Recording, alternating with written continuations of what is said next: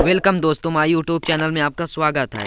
आज हम भारत के राष्ट्रपति से संबंधित टॉप 10 प्रश्न देखेंगे जो कि बहुत महत्वपूर्ण हैं। अगर हमारी वीडियो आपको अच्छी लगे प्लीज़ लाइक शेयर कमेंट जरूर करें, सब्सक्राइब करना ना भूलें और अपने दोस्तों के साथ ज़रूर शेयर करें। चलिए अब बढ़ते हैं क्वेश्चन की ओर। भारत में कार्यपालिका का अध्यक्ष कौन होता है?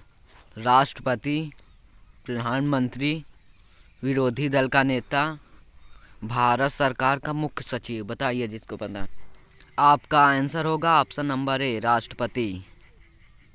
चलिए बढ़ते हैं अब अगले क्वेश्चन की ओर। संघ की कार्यपालिका शक्ति निहित है किसके पास?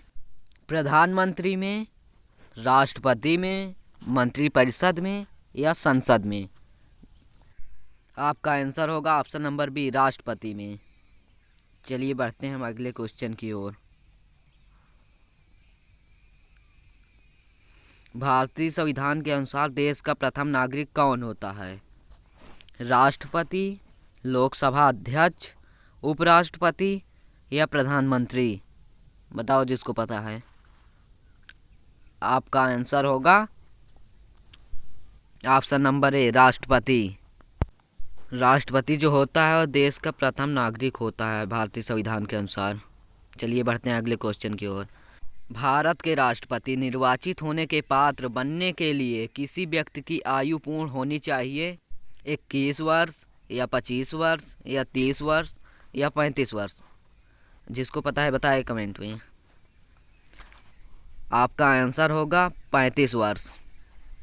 भारत के राष्ट्रपति निर्वाचित होने के पात्र बनने के लिए हमको 35 वर्ष चाहिए। चलिए बढ़ते हैं अब अगले क्वेश्चन की ओर। राष्ट्रपति पद के चुनाव संबंधित विवाद को किसे निर्देशित किया जाता है? संसदीय समिति को, लोकसभा अध्यक्ष को, निर्वाचित आयोग को, उच्चतम न्यायालय को? आपका आंसर होगा ऑप्शन नंबर डी, उच्चतम न्यायालय।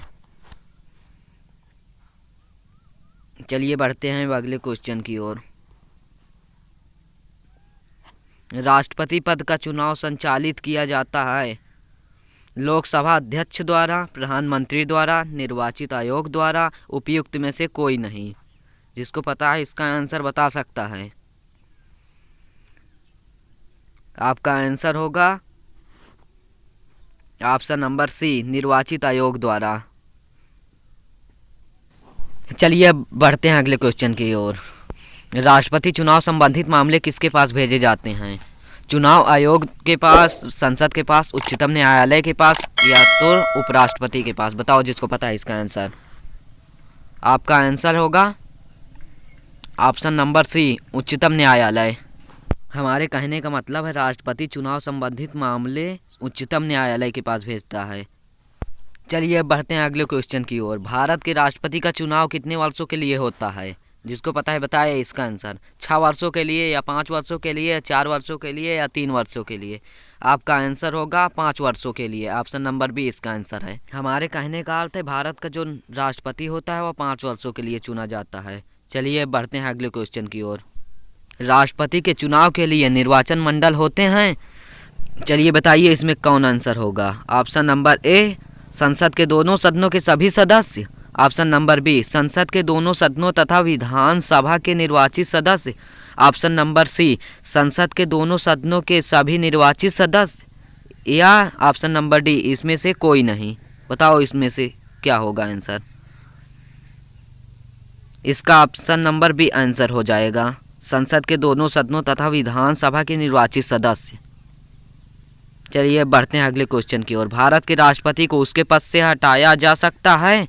ऑप्शन नंबर ए, भारत के राष्ट्रपति के द्वारा हटाया जा सकता है। ऑप्शन नंबर बी, लोकसभा के द्वारा। ऑप्शन नंबर सी, भारत के मुख्य न्यायाधीशों के द्वारा या संसद के द्वारा? आपका आंसर होगा संसद के द्वारा। Option number D. Thanks for watching this video. दोस्तों मिलते हैं फिर अगले वीडियो में। अगर हमारी वीडियो आपको अच्छी लगी है प्लीज़ लाइक शेयर कमेंट ज़रूर करें।